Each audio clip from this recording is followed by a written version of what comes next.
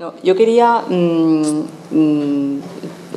decirle a Carlos, no es una pregunta, es simplemente un comentario, que a mí, como a muchos arquitectos de Madrid, nos llama la atención de la altísima calidad que tiene la arquitectura privada en Cataluña. Es decir, la mayor parte de las obras que ha expuesto Carlos, hay muchas que son obras privadas, con una calidad altísima, a mi juicio y al juicio de los arquitectos de Madrid, y es una situación que no se produce en Madrid. Es decir, en Madrid la arquitectura privada, ¿no es así, Carlos?, no tiene esa calidad que tiene en Cataluña, y es una cosa que yo envidio como madrileña, que la arquitectura privada en Madrid, tanto la arquitectura de vivienda, la arquitectura residencial, es decir, tiene más calidad en Madrid. La arquitectura social, que se hace con 2 duros, o sea, con muy poca plata, tiene mucha más calidad que la vivienda de lujo que se hace en Madrid, y eso no sucede en Cataluña. La vivienda o los hoteles o todo lo que es arquitectura privada, es decir, en Madrid toda la arquitectura pública sí tiene una calidad alta, pero no la arquitectura privada. Y bueno, eso es una cuestión así simplemente a debatir. Yo no sé aquí en Argentina cómo será, pero que yo creo que es muy importante para las ciudades que la arquitectura privada tenga esa calidad que nosotros no tenemos en Madrid. Sí, bueno, claro. A ver, Barcelona tiene una sociedad civil, una burguesía ya educada, ¿no? Viene ya de años, no digo del modernismo, quizá desde el románico empezó, pero decía William Curtis que siempre se produce un fenómeno en Cataluña que periódicamente determinados arquitectos conviven con aspectos de la cultura, de la tradición, de la gente, pero también de la geografía, del clima, y eso le da, bueno, esa característica, porque bueno, la mayoría de obras privadas también han sido concursos, o sea que en Cataluña los privados hacen concursos, y eso yo creo que está muy bien. Por ejemplo, yo ahora voy a estamos construyendo ya unas viviendas, bastantes viviendas en Madrid, en La Moraleja, que fue un concurso, en el Golf, dentro del Golf, y serán pues las viviendas esas así de alto standing, ¿no?, de Madrid. Estamos intentando eso, ¿no?, que está un esfuerzo fuerte, grande, ¿no?, para el piso de muestra, que recoja no aquello que los comerciales piensan que ha de ser la arquitectura de alto standing, sino la vivienda de alto standing, sino otra. Claro, a veces pues os digo, no tienes la libertad total, pero por eso el arquitecto ahí como mediador puede llegar a intentar bueno, ver si se puede construir en La Moraleja, que ya te imaginas qué tipo de casas en principio saldrían, ¿no?, y que la arquitectura pues esté un poco en tal, ¿no? En cualquier modo, sí, yo creo que en Cataluña hay esa sociedad civil que lo demostró los Juegos Olímpicos, porque los Juegos Olímpicos, lo del modelo Barcelona no es otro que la ciudad entendió que lo que determinados gestores y los políticos, todos de acuerdo, unanimidad, de fuerzas muy enfrentadas, nacionalistas, izquierdas, derechas, jugaron todos a lo mismo, cosa que hoy no sucede, ¿no? No sucede ni entre las propias izquierdas, pero que son las que gobiernan todas las instituciones. Pero en aquel momento hubo una gran complicidad, no solamente de las clases políticas y de las instituciones y de los técnicos y de los gestores, que hubo magníficos, sino de la sociedad civil catalana y los ciudadanos de a pie. Yo he estado en la Diagonal de Barcelona en el 92 o el 91, todo cortado, 3 horas para entrar a la Diagonal, para hacer 500 metros, pero 3 horas, parados dentro del coche. Nunca jamás sonó un claxon. Para mí eso fue lo mejor de los Juegos Olímpicos. Bueno, lo mejor fue que se distribuyó la riqueza en la ciudad, que se equiparon los barrios, que se convirtió en una ciudad metropolitana justa. Hoy la ciudad la viven, la disfrutan todos sus habitantes. Antes era de muy poquitos, el centro y el ensanche. Y construyendo espacio público, construyendo pequeños equipamientos, sobre todo espacio público, dando un valor inmenso al lugar de relación, el inmobiliario, esa cosa tan, los vados, ¿no? Esos de granito, ¿no? O los arcenes, ¿no? Como esa gran urbanidad de la ciudad, porque luego quizá pues los edificios, bueno, pues algunos también, ¿no? Pero yo creo que lo que caracteriza ese modelo es precisamente esa condición colectiva de la sociedad catalana. Yo aplaudo, porque creo que... Sí, de todas maneras, para mí una de las cosas que más nos moviliza a nosotros, los argentinos, al escucharlos durante estos años a los arquitectos españoles, es la generación de espacio público, la generación de ciudad, ¿no? Digamos, un poco lo que dice Carlos, este tema de, bueno, de la crear ciudadanía, etcétera. Bueno, pero es también porque hay una creación de ciudad. Cuando Daniel hoy al presentarlos comentaba que en realidad gran parte de nuestro trabajo es el comitente privado, es la vivienda, y no estamos hablando de espacios como los espacios culturales que desarrolla Ángela, como los espacios públicos que mostró Carlos. Realmente, bueno, hace que en realidad la intervención de la arquitectura en todos esos espacios residuales que van quedando en la ciudad, en los espacios públicos, sea muy limitada. Y realmente creo que, bueno, estamos perdiendo una oportunidad que sería muy valiosa si pudiéramos realmente participar en ese desarrollo. Tiene sus historias, por ejemplo, algo que ustedes han podido intuir a través de, cuando hablaba de la deformabilidad de las geometrías para adaptarse a las condiciones reales del emplazamiento de la economía, o sea, que permiten ir cambiando el proyecto conforme las necesidades reales y verdaderas de la vida y de la arquitectura se manifiestan. Al mismo tiempo el proyecto se muestra hermético y blindado frente a la injerencia externa.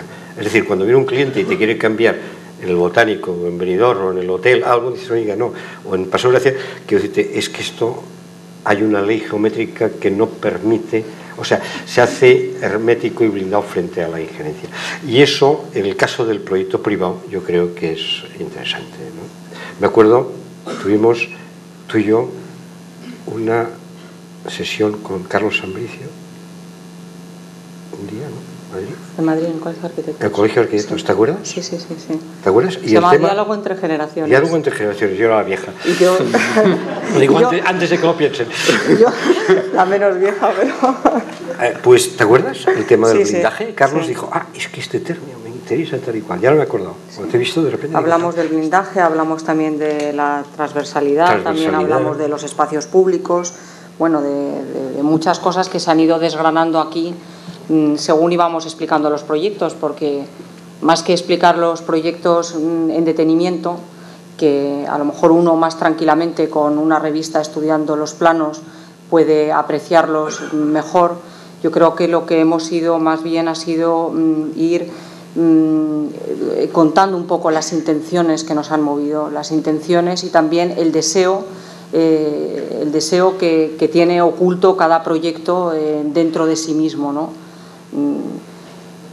Hemos hablado de las geometrías, del deseo de tener un espacio público, del deseo de ir construyendo ciudades, lo importante que son las ciudades al final, que son los escenarios de la vida en común. Al final, por muy hermoso que es sin duda la naturaleza o que son los paisajes naturales, el ser humano es un ser sociable por naturaleza, y la ciudad pues es el punto de encuentro de todos, ¿no? Entonces no es un residuo que vaya quedando entre magnífico edificio y magnífico edificio sin más, sino que es un espacio que hay que construirlo también, y que al final el arquitecto es el responsable de construirlo también, que es el escenario en el que todos nos vivimos, nos encontramos, en el que estamos, pues yo creo que al final... Pero es lo contrario a lo que sucede, ¿no? Porque hoy las ciudades son cada vez más, están peor, ¿no?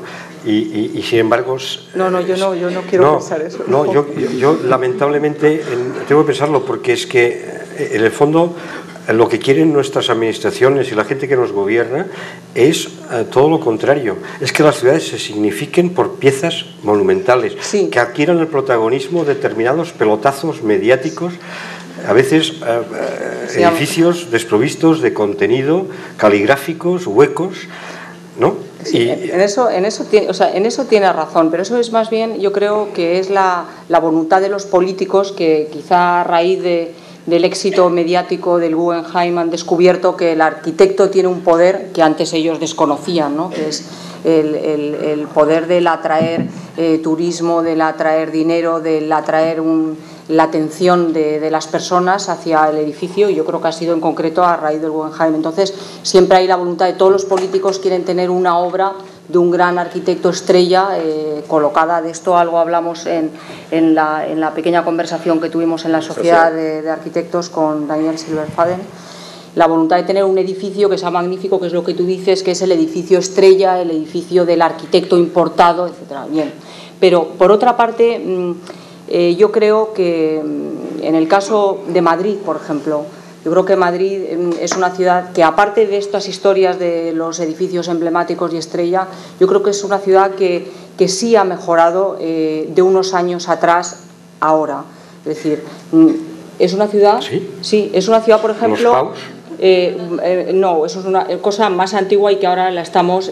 los PAUs son las nuevas ampliaciones de Madrid, todo el planeamiento catastrófico que tiene Madrid ahora mismo en sus zonas de nuevo crecimiento, que son unos planes de los años 80 realmente horrorosos. Pero que falta 20 años para acabar de desarrollarlos, sí, horribles. Me refiero a lo que es la ciudad, lo que es la almendra de la ciudad dentro de la M30, por ejemplo, a cosas que en su día parecían impensables, como es la eliminación del coche, prácticamente ahora en Madrid. Antes cualquiera podía entrar con su auto y aparcar en la puerta o en la calle, en cualquier calle, y aquello era como una ciudad sin ley, en la cual la ley era la ley del auto, ¿no? Y sin embargo, ahora mismo nuestra ciudad ha mejorado, se ha empezado a escoger entre la persona y el auto, y al final se ha escogido por el auto. Ya nadie puede tranquilamente entrar y aparcar donde le parezca, porque no está permitido el estacionamiento libre. Todo el estacionamiento es vigilado, es con parquímetros, se ha reducido mucho la zona de tránsito de vehículos, hay más parking, hay más zonas peatonales. Yo creo que también está esa pequeña labor de cirugía. Tienes toda la razón en cuanto al gran crecimiento urbanístico de Madrid, por supuesto, y apoyo totalmente lo que dices, pero luego hay otra operación, que es la operación casi de cirugía, de médico cuidadoso, que tiene que ir restaurando dentro de un organismo que ya es anciano, que ya es enfermo, y que sí que es posible, con pequeñas operaciones de este tipo de cirugía, el ir recomponiendo nuestro escenario urbano, el ir creando una ciudad que sea para todos, que se pueda pasear, que no te atropellen los autos, que hayan espacios públicos. Y yo creo que Madrid, desde luego, el centro de Madrid ha mejorado en los últimos años con estas operaciones. Bueno, igual que en toda Europa. Hablaré de Barcelona, entonces. Barcelona está mucho peor. Cuando hicimos el Barcelona, eso no es verdad, eso no es cuando verdad. Hicimos el Barcelona-Madrid no de arquitectura, que tú viniste y jugaste en el equipo de Madrid, junto con Emilio y tal, ¿no? Bueno, y tuvimos una serie de encuentros. Me acuerdo que estaba Oriol Buigas y Mangada, ¿no? Que es uno de los que diseñaron hace años el Nuevo Madrid, ¿no? Bien, Oriol decía que, bueno, Madrid-Barcelona, dice, no, es que no conozco, no sé, porque en Madrid voy y siempre, bueno, voy en un día y vuelvo y no puedo hablar de Madrid. Dice, y Barcelona tampoco la conozco yo. Claro, no conoce porque lo que está sucediendo en Barcelona no le interesa, porque se ha pasado de un modelo de ciudad, de construir espacio público, el modelo que hasta las Olimpiadas fue un modelo, yo diría, viable y justo y de distribución de riqueza en la ciudad, etcétera, a un modelo absolutamente banal, ¿no? En el que se prima eso, la pieza arquitectónica importada, el fórum de no sé qué cultura, y que luego son los edificios vacíos, obsoletos, no se pueden mantener, que no tienen uso, no se genera ciudad ni espacio público, pero sin embargo los símbolos de la ciudad crecen poco a poco de la mano de los arquitectos estrella, ¿no? En la Fira y tal, y verdaderamente cuando se habla de Barcelona dice, no, es que está el proyecto de tal y de tal y de tal, no voy a decir nombres, da igual, pues son antipáticos, pero ustedes los conocen, porque además son los mismos en todas las ciudades, son los mismos que están en Madrid y los que están en todas las ciudades del mundo, al menos las españolas. Y yo creo que ahora les tenemos que preguntar cosas a ellos nosotros, ¿verdad? Sí, yo te quería preguntar, ¿qué es lo que determinó que un modelo tan importante que se desarrolló en Barcelona para los Juegos Olímpicos se haya producido un cambio tan grande en justamente esto que vos comentabas, el espacio público y los edificios generados para el Fórum 2004? Bien, yo de todas maneras todavía mantengo la confianza en que lo que es el grueso de la ciudad todavía se hace de la misma forma que se ha hecho siempre, ¿no? Y proyectos de Pepe Llinás en diferentes sitios y de otros muchos arquitectos buenos y jóvenes, como Bailo, etcétera, tantos arquitectos de las nuevas generaciones, espléndidos, ¿no? Yo creo que todavía ahí se puede mantener esa especie de proyecto de ciudad. Otra cosa es lo que las instituciones y políticos les es más rentable, y entonces es más rentable esa otra manera de construir imágenes, símbolos. ¿Por qué? Porque la arquitectura ha suplantado a las otras artes. Hoy es la vanguardia del arte. Ha pasado por delante de la escultura, de la pintura, de todas ellas. ¿Por qué? Porque tiene una capacidad mediática, simbólica, tan alta y tan grande, ¿no?, que se ha convertido, pues eso, en la punta de lanza del arte de vanguardia. El fenómeno, evidentemente, del Guggenheim es el que quizá desata, porque en su momento Hudson también hizo algo semejante, pero de una forma maravillosa, como hemos visto, con el apoyo de la geometría y el apoyo tal, aunque luego tuviera que abandonar, como sabemos, el proceso de obra. Pero claro, eso que es positivo, que la vanguardia, la arquitectura se ponga en el ojo del huracán, en algunos aspectos, en otros es negativo. Yo creo que el peaje que se paga, o sea, hay un peaje bueno, que son los concursos, el que la gente pueda llegar a la arquitectura, incluso los jóvenes arquitectos en España, todos están desarrollando mucha obra. Daniel Sirofal de la Asociación de Arquitectos está intentándolo aquí, generar estos concursos, porque yo creo que es la forma de socializar el trabajo de la arquitectura, pero más allá de eso, tiene esa otra condición negativa, ¿no? que lo mediático es lo que priva, ¿no? Entonces, una ciudad hace más, o piensa un alcalde que si logra un Guggenheim, por decirlo de alguna manera, pondrá su ciudad en el mundo, ¿no? Y de hecho muchas veces los encargos vienen así. Por ejemplo, he estado otro día con César Peli, esta semana estábamos los dos en Las Palmas de Gran Canaria, que hemos ganado en seco un concurso allí, ¿no?, de todo el frente de tal, que luego ha sido impugnado y que han pasado cosas raras, pero bueno, que tanto el Cabildo como el Ayuntamiento pretenden tirar adelante.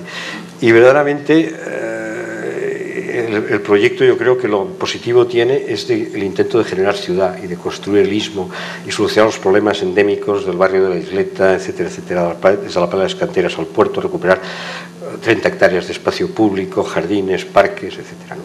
Y eso es lo que tal. Por otro lado, la gente pide iconos, ¿no? Bueno, ya será.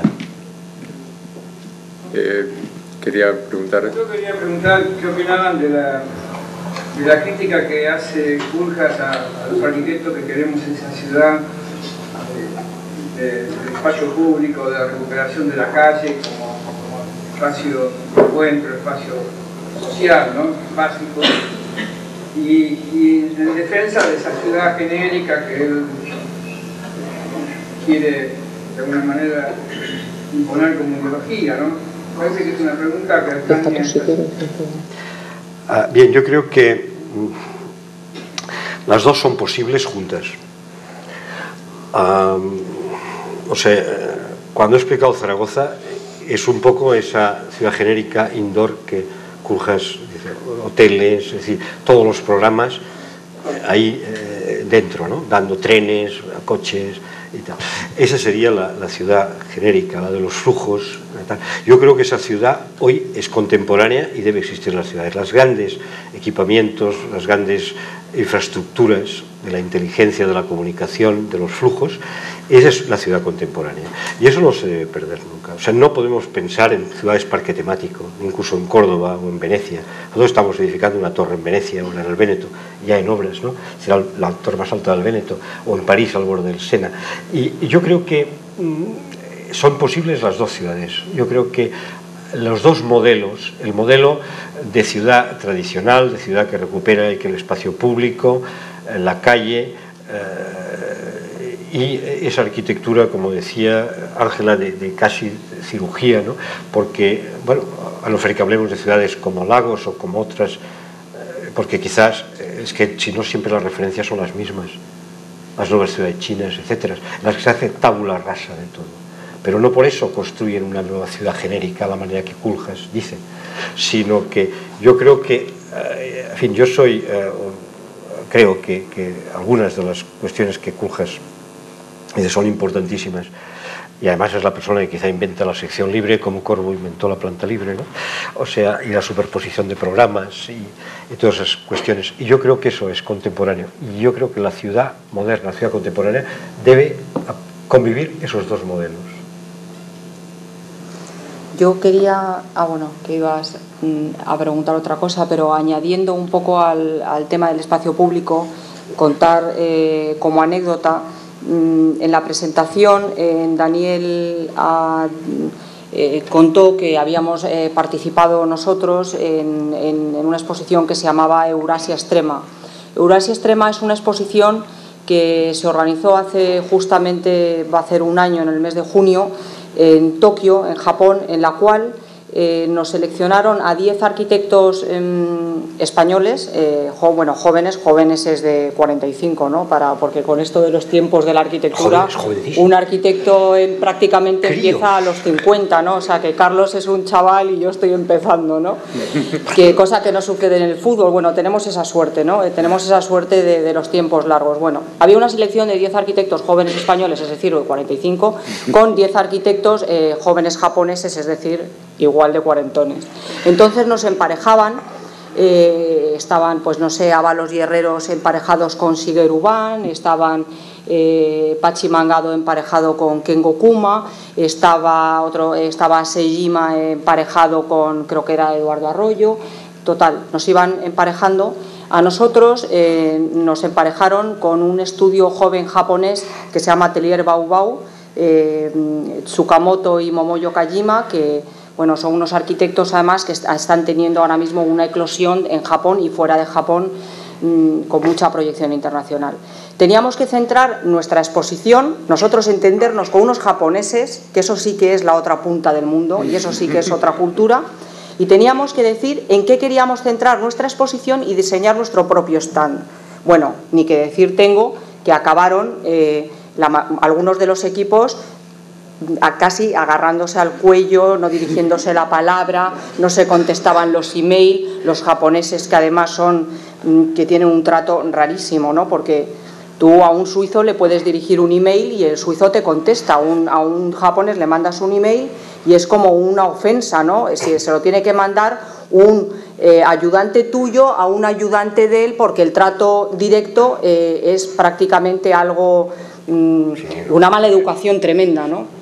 Bueno, sí, no se puede uno tocar, ¿no? Aquí se da a la gente un beso, nosotros nos damos dos y es un lío los españoles, pero bueno, con un japonés no hay duda, porque no puedes tocarle, hay que agacharse, bueno, o sea, todo es distinto, todo. Sin embargo, cuando hablamos con Tsukamoto, ¿cuál iba a ser el tema central de nuestro pequeño stand, del stand de Atelier Baubau y Paredes Pedrosa? El tema fue el espacio público y no hubo discusión, era una cosa que teníamos clara. O sea, todo lo demás no lo teníamos claro, pero el espacio público era algo que le interesaba tanto a Tsukamoto en Tokio como a nosotros en España. Y entonces todo el tema en el cual nosotros desarrollamos nuestro stand fue el espacio público, que es completamente distinto en Japón a en España. Por ejemplo, Tsukamoto estaba fascinado de cómo se utiliza el espacio público en España, de cómo es un centro un punto de encuentro, un sitio de estancia, incluso de una escenografía para eventos culturales, se toca música, se come en la calle. Ellos lo utilizan de otra manera, pero él estaba fascinado con la forma de vida española en los espacios públicos. Para ellos es más zona de flujos, de tránsito, son gente muy interiorizada, y el espacio público son simplemente las venas que van como llevando a las personas de un sitio a otro. Y centramos todo en el espacio público. Luego, a mí me dio mucho que pensar toda la relación con Bau Bau. Al final todo nuestro stand eran vídeos, él de la forma de vida japonesa en los espacios exteriores, y nosotros de las plazas que construíamos delante del teatro, delante del Palau de Peñíscola, delante de los edificios, pues como nos interesaba sobre todo lo que es una plaza, que eso un japonés no lo entiende, pero aquí ustedes lo entienden perfectamente lo que es una plaza. Y al final el espacio público es tan importante, o más importante diría yo, que los propios edificios, porque al final un edificio horroroso se puede demoler, como se ha demolido ahora el hotel este monstruoso de Moscú, pero... Quiero que corto, la plaza, que vos decís, mucha gente la está cambiando por el patio de comida de un shopping. Hay una privatización del espacio público que es parte de la fractura social que tenemos nosotros, ¿viste? La construcción de los barrios privados, la calle es calle privada. O sea, esa gente usa nuestra calle, ¿no?, de nuestra ciudad, pero la de ellos no la podemos usar. Y eso hace a ciudades homogéneas. Está la villa y está el barrio pobre, digamos, y está el barrio de ricos, ¿viste? El barrio verde sobre las autopistas, con su shopping, con todo, que tampoco se puede usar porque eso ustedes no lo padecen. A mí me gustaría un poco ver la visión de ustedes sobre esos puntos que sí padecemos nosotros, ¿no? No sé si puedo intervenir. Con Cacho Soler tenemos una entrañable diferencia de criterios, o sea, pero amistosa y cordial. Yo sostengo que el shopping y el barrio cerrado existen porque hemos renunciado nosotros a la calle. Es decir, en la medida que uno no usa la calle se queda vacía y es insegura. Al ser insegura, la gente huye de esa calle y se mete en una calle artificial que siempre sabe Cacho que he abominado el shopping y lo discuto en todos los terrenos. Pero España, lo que ha tenido, y Barcelona, gracias a gente como vos, como Oriol y como otros muchos, ha cargado a la calle de contenidos y la ha exaltado al punto tal que compite con cualquier otro espacio. Entonces, si vos a la calle la llenás de contenidos y le das valor, la gente la va a usar y no va a tener necesidad de ir a una calle con aire acondicionado y con horario de entrada y salida, o se reserva el derecho de admisión. En la calle es el espacio democrático por excelencia, y esto es lo que tienen que entender los políticos e invertir en la calle para que la calle sea lo que siempre fue. Sí, ayer, Alberto, explícalo tú, ¿no? Nos llevaste de paseo y asistimos a una cosa magnífica, sin planificación, sin gestores, sin nada, pero la ciudad era magnífica. Entonces yo pregunté, ¿cuáles son las causas? Y la otra vez que estuve era un barrio deprimido, era un barrio, la vida en las calles, las tiendas, toda la creatividad. Y Alberto nos dijo, dice, pues mira, uno, por ejemplo, fue que en un momento en la FADU se ponen todas las disciplinas de los diseños, gráfico, industrial, etcétera, etcétera, ¿no?, moda, tal, con lo cual se crea un colectivo de 25.000 o 30.000 con los arquitectos, urbanistas, y eso se une a un periodo de una crisis grande, que todos esos jóvenes diseñadores, grafistas, arquitectos y tal, pues no tienen posibilidad de manifestar su creatividad, y entonces optan por ese barrio deprimido, comprar pequeñas cosas, abrir pequeños comercios, tiendas, tal, y ahí desarrollan toda su creatividad y tal. Y eso da como modelo una ciudad fantástica en que la calle se vuelve espléndida, pero el interior y el exterior, a modo de las ciudades anglosajonas que no meridionales, o sea, casi los interiores son la ventana que desde la calle ves esos lugares, ¿no? Que es el mundo más bien como en Ámsterdam, ¿no? Más bien meridional es al contrario, desde dentro se mira hacia la calle siempre velado por un store, por una cortina, y yo creo que eso ha sucedido de una forma, bueno, natural, espontánea, y ustedes han sabido hacer eso en condiciones muy difíciles y muy duras, y organizarse y crear, con lo cual yo creo, como decía Luis, fueron esas condiciones duras que dio nacimiento a esos barrios. ¿Y cuál se cree ustedes que fueron las condiciones que dieron lugar al modelo Barcelona? Más duras, imposible. La dictadura, atroz. La resistencia desde una escuela de arquitectura de un grupo de jóvenes arquitectos que no tenía nada que hacer, no comerse un rosco, y prepararse allí dando clases, haciendo pequeños trabajos, pequeñas cosas, y bueno, cuando llegó el momento, llegó la transición y luego la democracia, bueno, toda esa creatividad soterrada, toda esa generación de arquitectos que se había preparado en la resistencia, en la lucha al franquismo. Yo no tuve una sola clase en toda mi carrera, ni una. Siempre estábamos de huelga o manifestación o a tortazos con los grises. No había profesores, los pocos que había los habían echado. O sea, bueno, esas condiciones duras son las que, donde yo he encontrado las mejores cosas o los mejores retazos de arquitectura estos días. Pues oiga, en países del este, en Eslovenia, en Croacia, en estos lugares, porque salen de una situación muy difícil. Y yo ahí veo la revista Oris, los encuentros en Pirano, creo que allí hay un núcleo de arquitectura importante. Y yo creo que son las condiciones duras cuando se desarrollan las cosas, ¿no? Los movimientos artísticos siempre han tenido una base.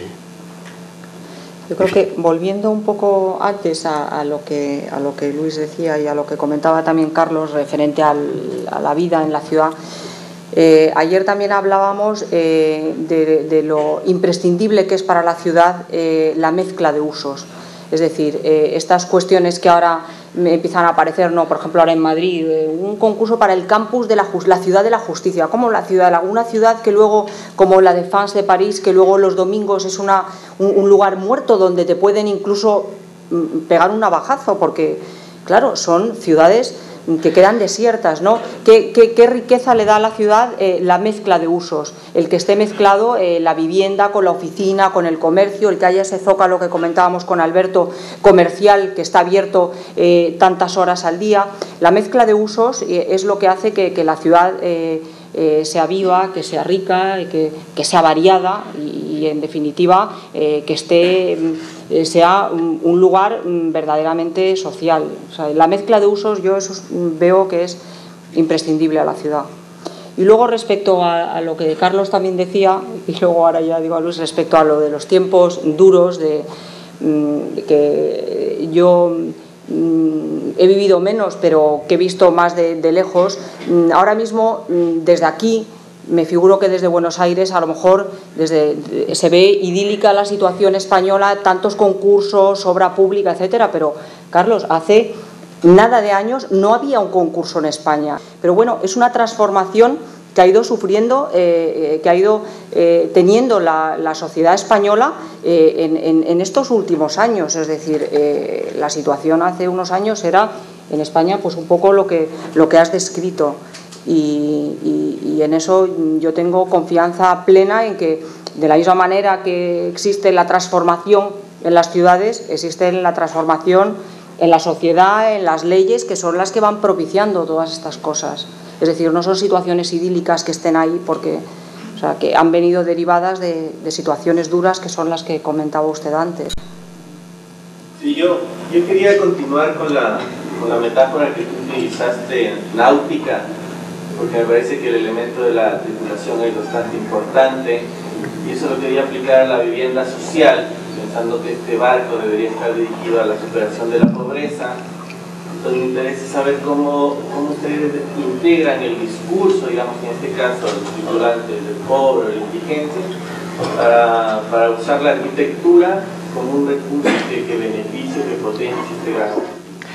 Sí, mira, yo dos proyectos que, bueno, no he mostrado porque, claro, tienes 1 hora y cuarto, ¿no? Y puedes mostrar, pero dos proyectos que yo tengo, en fin, un enorme cariño, son dos proyectos de viviendas sociales y en un caso de absoluto realojo. En Barcelona, cuando gané el concurso para el Frente Marítimo, que luego no edifiqué yo, pero yo gané el urbanismo de ese frente, es decir, la manzana Cerdá abierta al mar con una pieza cuadrada, un zócalo tal, de manera que todas las viviendas sobre el mar, la ciudad, finalmente la trama Cerdá llega al mar y entonces se erige y forma un frente, esa condición de frente, etc. El ayuntamiento me premió con un proyecto que era un bloque de viviendas allí, cuando derruyeron todo y tenían que reubicar a la gente que vivía en las barracas en toda la zona del foro, donde se iba a hacer la Nueva Barcelona, el foro marítimo y diagonal al mar. Y bueno, ese fue el premio. Y hice ese edificio con Alberto de Salas, arquitecto fallecido hoy. Y bueno, es de los proyectos, bueno, no es por explicarlo, pero si un día me acuerdo con un grupo de arquitectos madrileños, visitábamos, les llevé de visitar el Fórum y tal, ¿no? Y estuvimos visitando diagonal mar y tal. Y de repente varios dijeron, oye, ¿y ese edificio de ahí, tal, un edificio que hay? Sí. Raro, porque claro, era un menú a la carta, había pisos para familias de etnia gitana que no querían vivir en pisos, entonces hay unos patios, viven 4 familias mancomunadas, o sea, hay todo un desarrollo tipológico complejísimo, ¿no? Porque además se va variando en altura, pero también en sección, porque todo el programa era un menú, era vivienda social a la carta. Esperaba 39.000 pesetas en aquel momento el metro cuadrado, o sea que era el edificio más barato que se hizo en Barcelona en toda aquella época. Y claro, la cosa yo creo que funcionó fantástica. Y estos arquitectos madrileños dijeron, oye, pero ese edificio es mío. Hombre, vamos a verlo, tal y cual. Bueno, se metieron dentro, tuvimos la suerte, estaban allá con una fiesta de comunión, todos los patios ocupados, las familias mancomunadas, subimos a la calle superior, que eran todo para parejas jóvenes, y también tenían sus tinglaos montados y tal. Bueno, esto es mucho mejor, sí, claro, es fantástico, porque encima es el corazón de esa Barcelona, es decir, fueron unos pisos que se vendieron a los que se vendieron, porque la mayoría fueron de realojo, pero eran pisos de unos poquitos millones de pesetas que conviven al lado de unos de poquitos millones de euros que están al lado. Y la otra experiencia es un edificio que hemos acabado ahora y que el otro día con Alberto Ruiz Gallardón, alcalde de Madrid, una persona estupenda, dimos las 22 llaves, pareció una película de Almodóvar, fue fantástico. Fue espléndido. Y realmente Alberto se quedó toda la mañana. Yo digo, para 22 llaves va a venir cuarto de hora y para lo que dan, ¿no? Pues no, se quedó toda la mañana viendo los pisos, diciendo, no se lo creía y tal.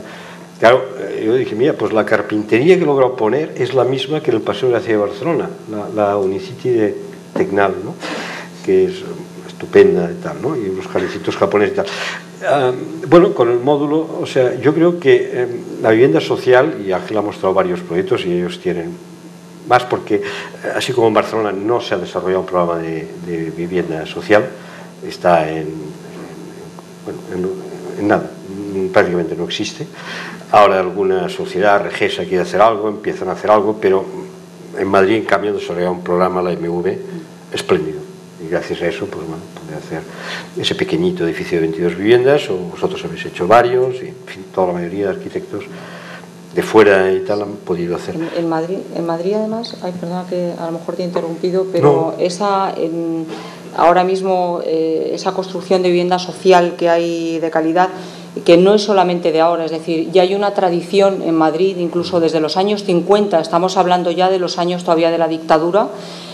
Una de las operaciones urbanísticas mejores que se han hecho en Madrid son las de los poblados dirigidos. Hay un libro muy bonito de Luis Fernández Galiano hablando sobre los poblados de Madrid, los poblados dirigidos, que se llama La Quimera Moderna, Vamos, no es para hacer propaganda, que yo no llevo royalties, pero bueno. Pero es que es muy interesante. Son unos poblados construidos por los mejores arquitectos españoles de aquel momento. Están Vázquez de Castro con Caño Roto, Íñigo Donzoño, Corrales y Molezún, García de Paredes, que era mi padre, con Almendrales, Carvajal. Es decir, es un verdadero modelo de lo que es construcción de vivienda social en nuestro país, cuando Madrid es una ciudad que, bueno, ahora recibimos toda la inmigración, pero entonces la inmigración que recibía Madrid era la de la gente del pueblo que venía a la ciudad. Madrid era chiquita y de repente se hizo enorme, de toda la gente que venía de los pueblos, que venía sin nada. O sea, era gente que no tenía nada, gente española que venía del campo y que había que alojar de una manera rápida, barata y eficaz. En aquel momento, yo no sé a raíz o cómo fue o a quién se le ocurrió, en el libro estará explicado el porqué, pero precisamente se le encomendó a nuestros mejores arquitectos que diseñaran los barrios, y muchos de ellos diseñados como ha contado ahora Carlos. Es decir, los poblados, por ejemplo, de Caño Roto son poblados que son casas patio, casas pequeñas, unidades residenciales para gente que está acostumbrada a vivir en el campo y que tiene además animales o que tiene un sistema de vida distinto. Es decir, no eran los grandes torres estas ni grandes edificios impersonales ni unidades de habitación, sino que eran poblados hechos con todo el criterio, con toda la sensibilidad, con 4 perras además, y que todavía hoy constituyen lo mejor de nuestra historia de la arquitectura. Sí, lo mejor. Lo que pasa es que eso se pierde en un momento determinado, porque en el fondo el franquismo les salió... O sea, son gente que, bueno, que logró en aquellas condiciones terribles hacer algo. Luego ya se dio cuenta que eso no... Oiza, sí. Bueno. Pero luego eso se pierde y se convierte en un Madrid de miradores, ¿no? Y bueno, también en Barcelona, con la Casa La Barceloneta de Coder, el Instituto Social de la Marina y algunos pequeños ejemplos, no con esa potencia que se expresó en Madrid, las nuevas tipologías y esa arquitectura espléndida de la vivienda social, ¿no? Entonces estoy completamente de acuerdo.